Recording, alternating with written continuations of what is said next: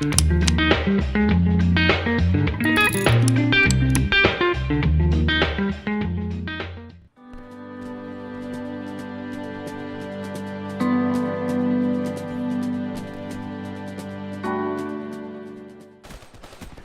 YouTube, it is Octane Reaper, and in this video I will be discussing the main differences between Call of Duty on the PC and Call of Duty on the console. You wouldn't think that they'd be that much of a difference, but there actually can be quite a difference just from it being on a different platform. Now first and foremost, let's talk about probably what would make the game seem the most different if someone on console were to go and play it on the PC. And that's gotta be the mouse and keyboard. Because the mouse and keyboard is so much different of a control type than the controller is. It gives you a lot of different feelings and a lot more advantages than the controller can actually give you. Now, it does take quite a while, at least for me it did. Some people you can get used to the mouse and keyboard a little bit quicker, but for me, it took me a really long time to get used to it. But ever since I have, my aim has been a lot better, and I am able to access so many more types of buttons. I have so many more programmable features that I can do. But that's the amazing thing about using a mouse and keyboard on really almost any first-person shooter, is that you actually normally will be able to aim better and have more control over your movement. On the mouse and keyboard, not only are you able to jump, aim, and shoot all at the same time, which I understand you can do that on console, but it's a little bit harder because not only do you have to reprogram the buttons, but it just doesn't work as easily as it does on the keyboard and the mouse. Now, you are allowed to use a controller on Call of Duty. At least I know from Black Ops 1 and up you were allowed to. But not all the games support and have aim assist, so the controller won't always feel the same, and it might be a little bit more difficult to use. I didn't realize how easy aim assist in Call of Duty made the controllers to use. Back when I was on the console, I always thought, oh, I'm actually really skilled, I have incredible aim. If you try and disable that aim assist, you'll realize how bad your aim actually is, and you'll also realize how dependent you are on it. And I mean, the good thing is that everyone on console has that advantage, but when you take it to the PC, it's a little bit different, because even someone with a mouse and keyboard can still easily destroy you if they're using a mouse and keyboard and you're using a controller with the aim assist enabled. And if you try and turn that aim assist off, you're going to actually have a really hard time getting kills with it.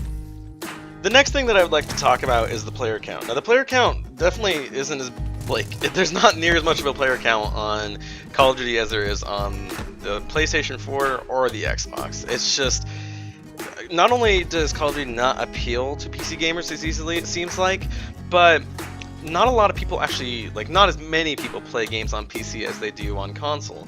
PC gaming is just now starting to become a relevant thing, so you're not going to find huge player counts. It might take a little bit longer to get into a match, or you might struggle to get a match in the first place, and you might actually run into the same people more than once. I did run into the same people on Black Ops 3 on the PS4 a couple times, but on Call of Duty, on the PC, it can happen a lot more, especially on the older Call of Duties like COD 4 and Black Ops 2 and games like that.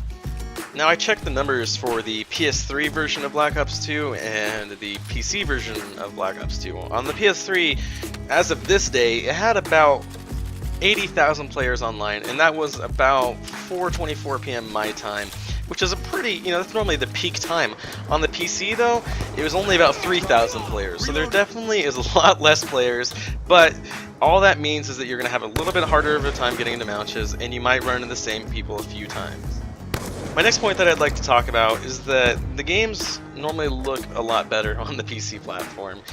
That goes to say for almost any game as is, though. But Call of Duty does look a lot better on the PC because you are able to increase resolution, have a higher anti-aliasing setting. Of course, I've explained all this in one of my previous videos, but pretty much all of that applies here. But you also are able to adjust the field of view so you can see more of the map, you have a wider peripheral vision, and it kind of can keep you on point better in Call of Duty.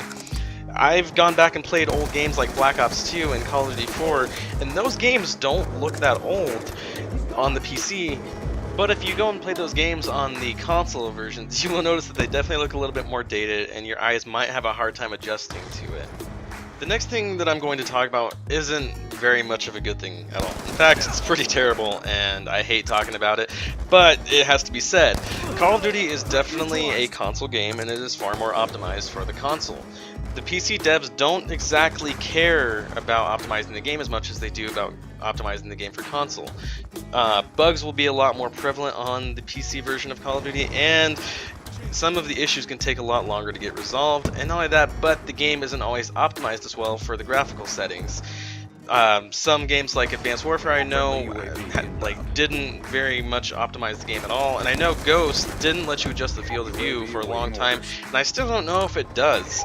So Call of Duty does have its issues on PC, and it's not all good. And some of the points can be hit or miss with you. Care package inbound. Communication on Call of Duty doesn't happen as often as it does on console. But then again, communication doesn't happen very often on the consoles anymore ever since the party system was implemented on the PlayStation 4 and since the Xbox 360 had it. I'm not sure what it was like, but I imagine that the lobbies were pretty dead as far as voice chat goes. On PC, almost no one ever uses voice chat, and it's almost always filled with text tab. So at least you can still find a way to communicate with people, but I don't think it's as convenient as being able to use voice chat to talk to people. Then again, it can be really nice not having to hear people scream or yell or give you slurs about how they want to have sex with your mother, stuff like that. It can be a lot different. The last point for this video is going to be the fact that DLC always comes late on the PC.